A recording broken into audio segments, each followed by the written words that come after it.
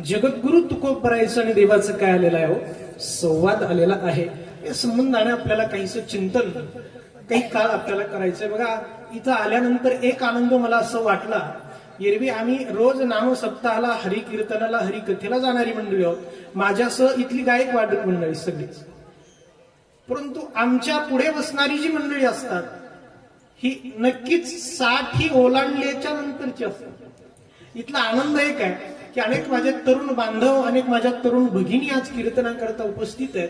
मला वाटतं हे एक आपल्या गावचं निराळेपण आहे, म्हणून आपणच एकदा आपल्याकरता जोरदार टाळ्या वाजवा. आणि तरुणांनी कीर्तनात आलंही पाहिजे, नक्की आलं पाहिजे. तरुणा भाग्यवंत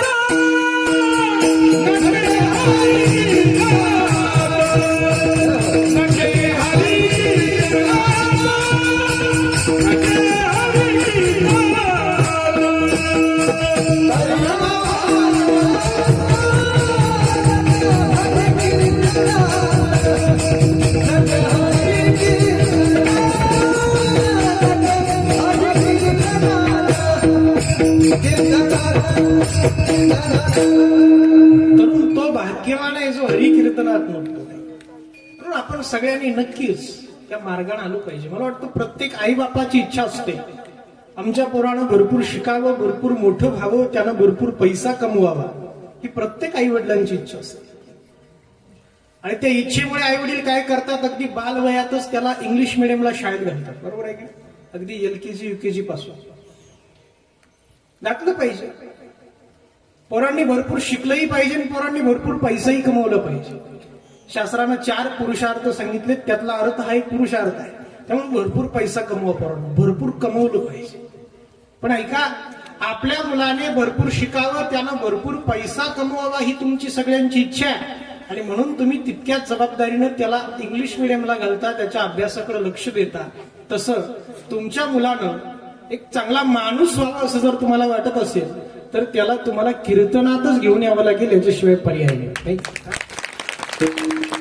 आज तुमच्या मुलाला तुम्हाला डॉक्टर करायचं असेल तर मेडिकल कॉलेज आहे, इंजिनियर करायचं असेल तर इंजिनिअरिंगची कॉलेज आहे, तुमच्या मुलाला तुम्हाला वकील करायचं असेल तर LLB कॉलेज आहे. पण आज तुमच्या मुलाला तुम्हाला माणूस करायचा असेल तर त्याच्याकरता कीर्तन हाच पर्याय आहे. कारण कीर्तन हा माणूस घडवण्याचा कारखाना आहे. विठ्ठला.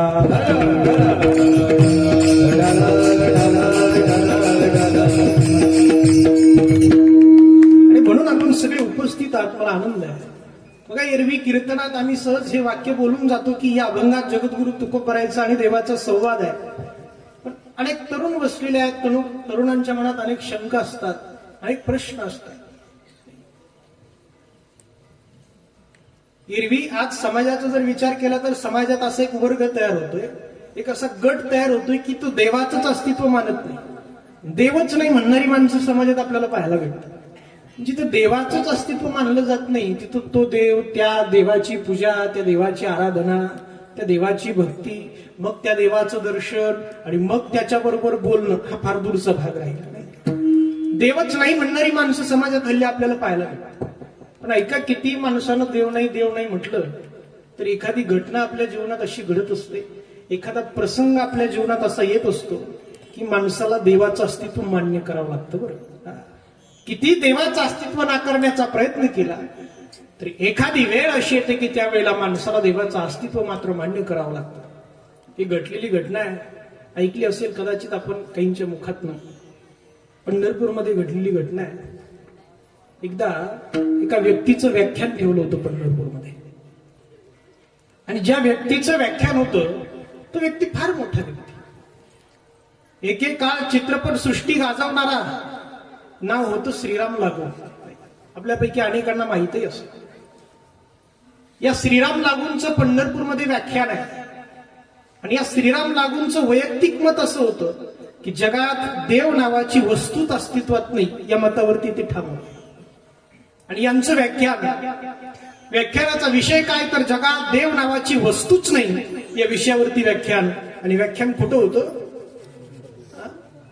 बोलत चला, मला बोललेलं आवडतं की जिथं 28 युग झाले परमात्मा कटेवर हात ठेवून विटेवर उभा आहे, त्या पंढरपुरामध्ये व्याख्यान.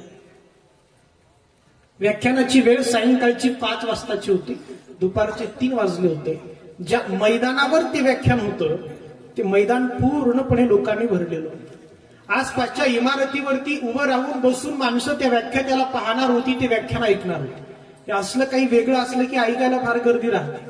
एरवी कीर्तनात प्रवचनात लोकांना सांगावं लागतंय आता सुरू करायचंय, चला पुढे येऊन बसा, बाहेर बसलेले समोर येऊन बसा. हे असलं विचित्र काही असलं की ऐकायला फार गर्दी. सायंकाळचे 5 वाजले, व्याख्याता स्टेजवरती आला आणि 1 तासभर त्यानं जगात देव नाही या विषयावरती व्याख्यान केलं. इतकं सुंदर व्याख्यान केलं, इतकं सुंदर व्याख्यान केलं. बसलेल्यांपैकी जे देवाला मानणारे होते त्यांच्याही मनात आता देवाविषयी शंका निर्माण व्हायला लागली की खरंच देव आहे की नाही बघ. आणि 1 तासाचं व्याख्यान झालं आणि व्याख्याता स्टेजच्या खाली होतं, लक्षपूर्वक ऐक. आणि मग बसलेल्या श्रोत्यांपैकी काही पंढरपूर मधले आळंदी मधली काही वारकरी विद्यार्थी की ज्यांनी आपल्या जीवनातला काहीसा काळ हा ग्रंथ अध्ययनाकरता, धर्माकरता, संप्रदायाकरता समर्पित केलेला आहे, अशी काही विद्यार्थी त्या व्याख्यानाला उपस्थित होते. व्याख्यान संपल्यानंतर ही महाराज मंडळी त्या व्याख्यात्याला भेटण्याकरता गेली. तिथे गेल्यानंतर यांनी सगळ्यांनी हात जोडले, नमस्कार साहेब, फार सुंदर व्याख्यान केलं आपण. म्हणजे इतकं सुंदर व्याख्यान केलं की आमच्याही मनात कुठेतरी देवाविषयी शंका निर्माण व्हायला लागली. आम्ही आमच्या जीवनात समर्पित केलंय परमार्थाकरता आणि आमच्याही मनात देवाविषयी शंका निर्माण केली. आपण इतकं सुंदर बोललात आपण. पण आमचा एक प्रश्न आहे म्हटले तुम्हाला. काय प्रश्न आहे? काही नाही म्हटले, आम्हाला माहिती आहे तुम्ही चित्रपट सृष्टीत काम करता. या चित्रपट सृष्टीमध्ये, या फिल्म इंडस्ट्रीमध्ये भरपूर वेळ द्यावा लागतो, भरपूर प्रॅक्टिस करावी लागते, अनेक प्रकारच्या रिहर्सल असतात, भरपूर वेळ या क्षेत्रात द्यावा लागतो. आम्हाला माहिती आहे. आम्ही आमचं जीवन समर्पित केलंय परमार्थाकरता, अभ्यासाकरता, अध्ययनाकरता. पण आम्ही सुद्धा इतकं सखोल चिंतन परमात्म्याच्या दृष्टीनं करू शकलो नाही. आपण चित्रपट सृष्टीत राहून त्या क्षेत्रात एवढा वेळ देऊन सुद्धा या क्षेत्रातला एवढा अभ्यास, एवढं चिंतन तुम्ही कसं काय केलं बुवा? अगदी निरागसपणे प्रश्न विचारला होता की इतकं सगळं तुम्हाला कसं काय साध्य होतं बुवा?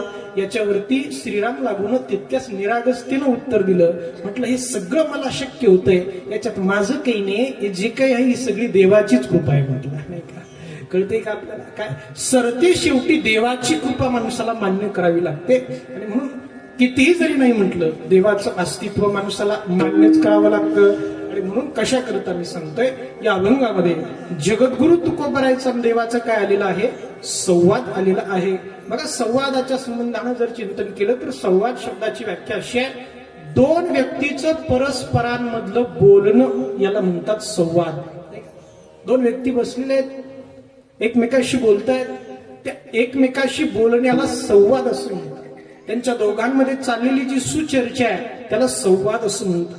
आणि गाथा जर आपण हातामध्ये घेतला, कधी पारायणा करता जगद्गुरु तुकोबरायांचा गाथा जर आपण उघडला आणि गाथेत जर आजच्या सेवेला निवडलेला अभंग जर आपण पाहिला तर आपल्या असं लक्षात येईल की या अभंगामध्ये जे बोलतायत ते तुकोबराय. देव बोललेत असं कुठेही आपल्याला आढळत नाही. एकटेच तुकोबराय या अभंगात बोललेले आहे. एकटेच जर तुकोबराय बोलत असतील तर या अभंगाला जगद्गुरु तुकोबरायाचा आणि देवाचा संवाद म्हणायचं तरी कसं, ही या अभंगावरची शंका आहे. विठ्ठला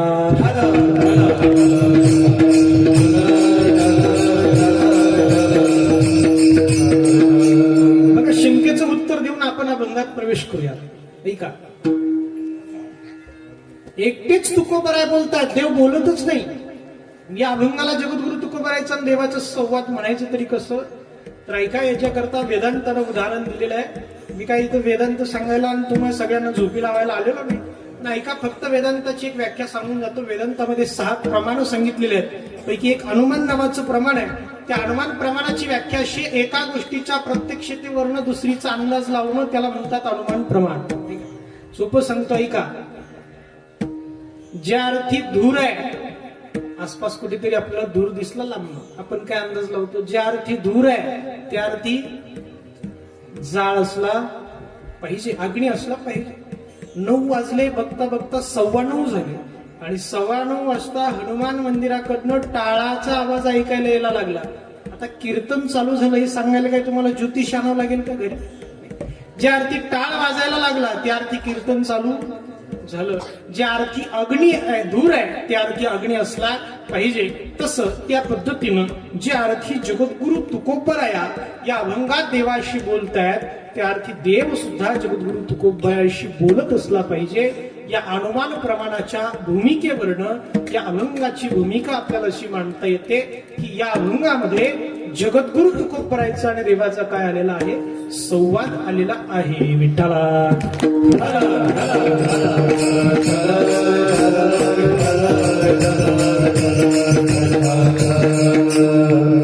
ऐका, या अभंगाचं काहीसं चिंतन आपल्याला करायचं. या अभंगाची पूर्व पीठिका पाहत असताना मी आपल्या सगळ्यांना जगद्गुरु तुकोबरायांच्या चरित्रात घेऊन जातो. महाराजांच्या गाथेमध्ये 4000हून अधिक अभंग आहेत. प्रत्येक अभंगाच्या निर्मितीला काहीतरी कारण आहे, काहीतरी असा प्रसंग येतो आणि त्या प्रसंगाला अनुसरून तुकोबरायाच्या मुखातनं तो अभंग बाहेर पडतो. प्रत्येक प्रसंगात महाराजांनी अभंग केले. आज असा कोणता प्रसंग निर्माण झाला की महाराजांनी हा अभंग निर्माण केला.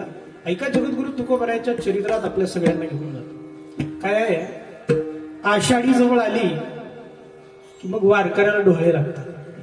कशाचे कशाचे? हा, वारीचे. दरवर्षी पंढरपूरला गेलेला वारकरी पांडुरंगाचं दर्शन घेत असतो आणि दर्शन झालं की देवाला सांगत असतो, देवा खूप झाल्या बरं देवा वाऱ्या, देवा आता नाही शक्य बरं वारीला येणं, आता शरीर साथ देत नाही देवा, थकलेत शरीर, गुडघे थकलेत, पाय चालू देत नाहीत आता, देवा आता ही शेवटची वारी बरं देवा, पण एक काम कर देवा, जोपर्यंत मला चालता येत होतं तोपर्यंत आलो मी तुझ्यापर्यंत.